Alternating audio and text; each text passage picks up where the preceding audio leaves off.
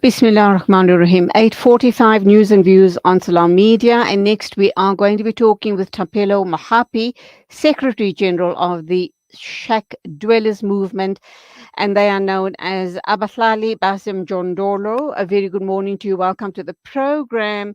And I'm really sad to be talking to you about such a horrific story. 5 children have died. They were in fact burnt beyond recognition in a shack fire in Laudium, Pretoria. Good morning. Welcome to the program. Good morning. This morning, it's a sad day indeed.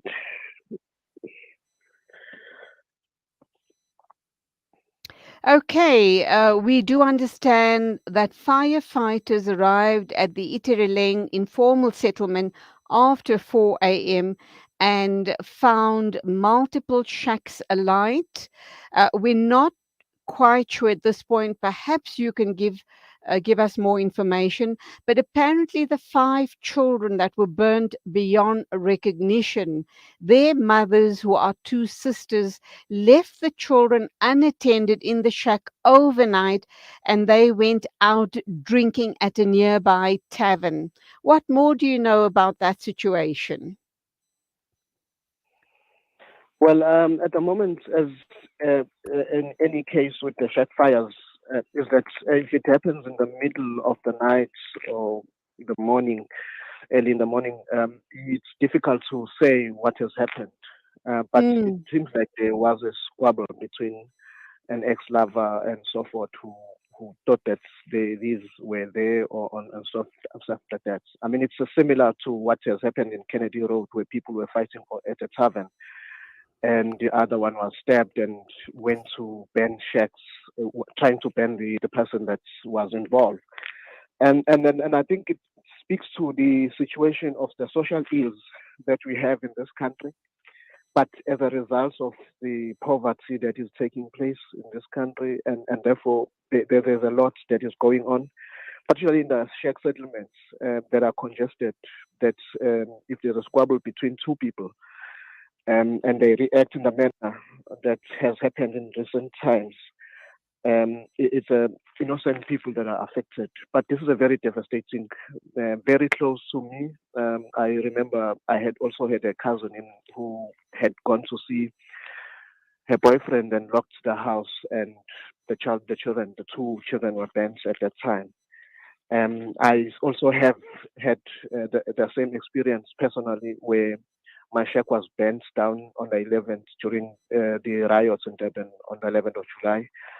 And the first thing that I asked where my children were, and I couldn't find them for 2 hours, and I was concerned that they might be in the fire because I also live in the congested informal settlement. Um, yeah, so these are very difficult times, especially when you are a parent, especially when you are living under these dire conditions we are living under in the informal settlement. So, Tapela, I'm hearing you say that in this instant, it might have been deliberate that the shacks were set on fire.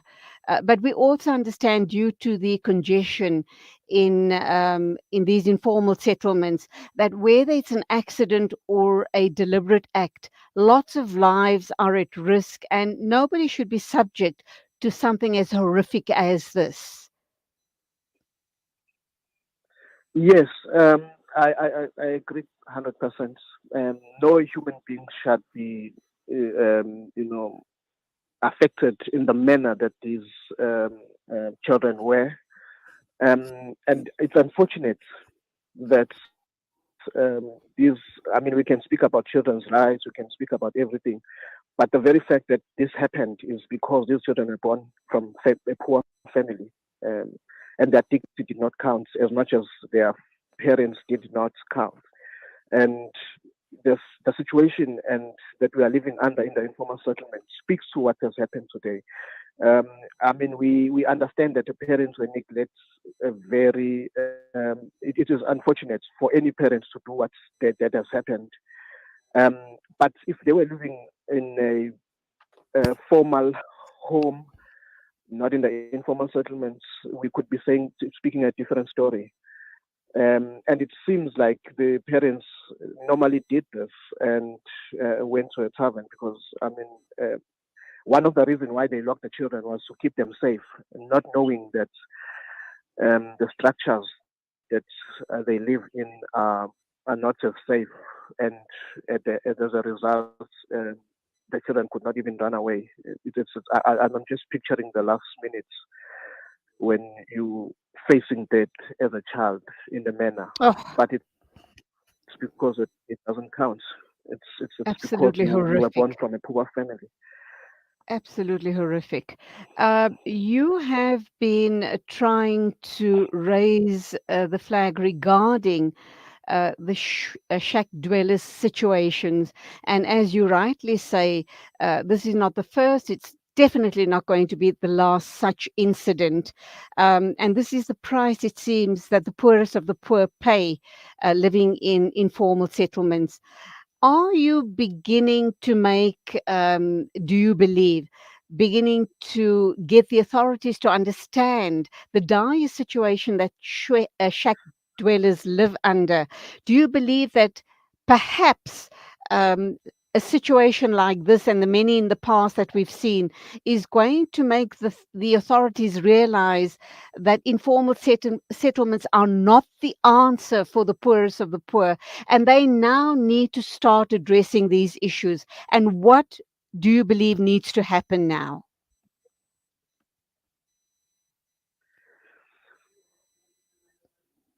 Yes, and I hope that government does listen because we've been raising these issues. And maybe part of the issue, the as immediate, I mean, with the Foreman fire and Kennedy fire, has been that we need to have people who have experience in disasters because one of the things that have happened in this particular case has been that people in the informal settlement worry about their belongings than the lives of other people. And the first step when there's a fire, you try to remove as much as you can of that belongs to you. And nobody asks if there's children in this house and so Oh, forth and so on. And we are trying to get people with experience with disasters to say that, look, let's educate each other about the situation that we are facing because shack fires are there to stay with us because, I mean, as I've mentioned that in 2021, I also was affected personally. But at the same time, I want to say that we have been speaking to government. You cannot address the issue of housing overnight. We have a backlog of in the eThekwini municipality of 300,000. We have a backlog of 200,000 in Johannesburg and Cape Town 250,000. So these bigger cities have a lot of shacks housing backlog.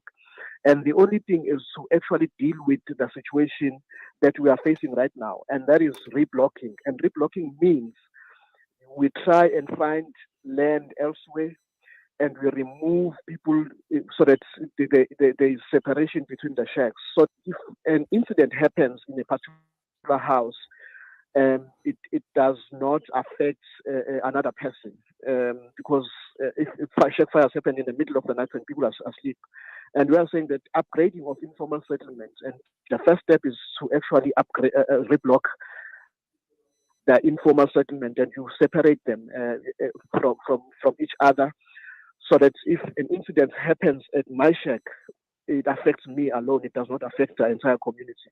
But the congestion of the informal settlements in this is what causes so many people to be affected. Like you have in this particular case and in Kennedy Road, where more than 1,500 people were affected, when there could have been one person that was affected. So that was mm, one of the things that we proposed to government, that let's reblock, let's make land available so that we separate shacks, so that things and that will help as well when we bring about development. Government brings development in the area so that people can have access to roads and emergency services. I can imagine in this particular case, it must have taken the emergency services, the firefighters, some time to actually get into the shacks because they are very congested. You don't have these pipes where people connect water to actually distinguish the fire and so forth. So it's Mm. even difficult to get the emergencies in these particular areas. It takes hours before people can access the informal settlement itself where the emergency is required. Okay, I have two more questions before we wrap up. Someone's asking the question about irresponsible parenting. And from what you've just outlined now, I kind of seem to think that perhaps that is not really the crux of the matter. Irresponsible parenting. It is the infrastructure or the lack of infrastructure that is creating these issues, the congestion. It's about the poorest of poor trying to eke out a living for survival. In a previous discussion with someone in government, I raised the issue about housing people from informal settlements into abandoned buildings in the CBD.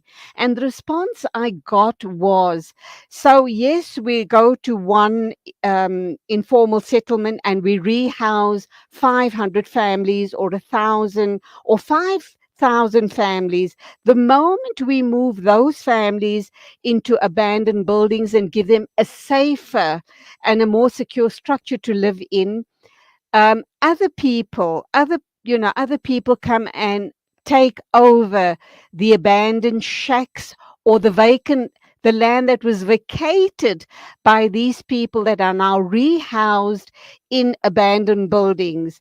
Do you believe government is on the right track with a response like that? Um, first and foremost, let me just highlight that because of the situations that people are living under in the informal settlements, there are a lot of social ills that are taking place. Um, People, to get away from the unemployment rate and other stuff, they turn to alcohol, and even some of the issues that people are facing at personal level as individuals lead to that.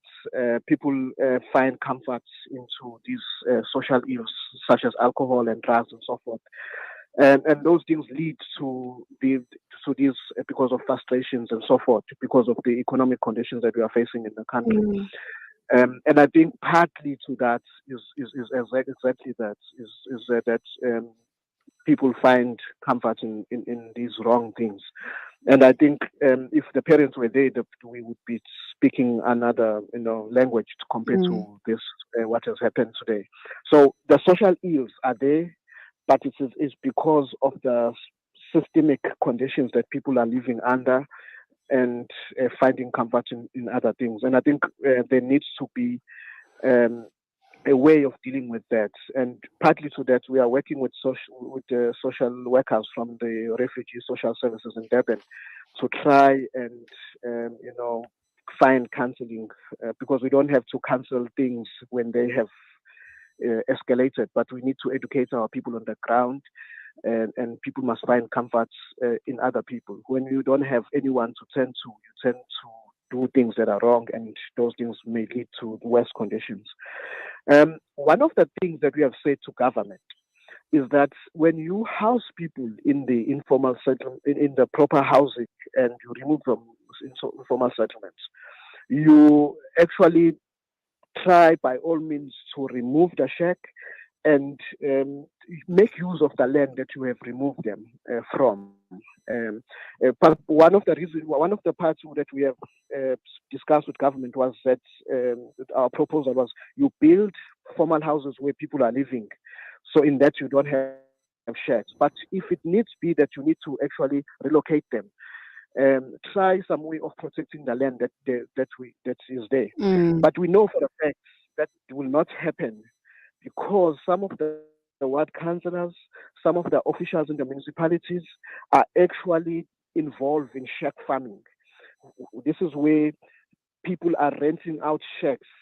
I'm talking about officials, people who are employed by municipalities in this time around, besides the individuals that are there in the informal settlement who try by all means to not deal with the situation because it is beneficiary to them, because it makes a living for them, which is wrong. Because at the end of the day, when these shacks are being burnt, the person who's renting is the one that is affected and so forth. So So we need to deal with, first and foremost, with the corruption that is taking place, where people are using shacks to rent out to others in a very large scale.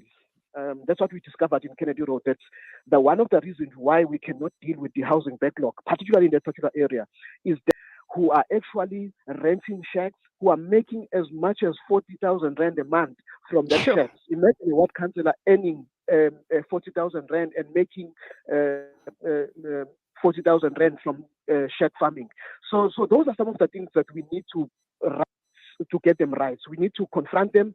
It doesn't matter what it means for those people, because I know in the eThekwini municipality it will come with debt if you don't if you confront such things. But we will not be doing with the issue and the crisis that we are facing if we are not speaking about the issue that we are facing. That there are people who who are given houses, by the way, by government, and they go into these houses, but they come back because they have a vested interest of business of renting out these informal settlements. And when those informal settlements are burnt down, it's the people who are renting that are affected. So these are some of the things that Okay. we need to deal with, Yeah, and working with it's governments. quite a Tapelo, we've got to leave it there. It's quite a sickening situation, and it just points out once again to us what a corrupt society we've become. Everybody wants to be at the table to eat. We leave it there, and our deepest condolences to those families that have been affected, not only in the current shack fire, but in past shack fires as well. Thank you indeed for talking to us, and please keep up the amazing work. God bless. Thank you. Thank you very much. I appreciate it. Listening to Stream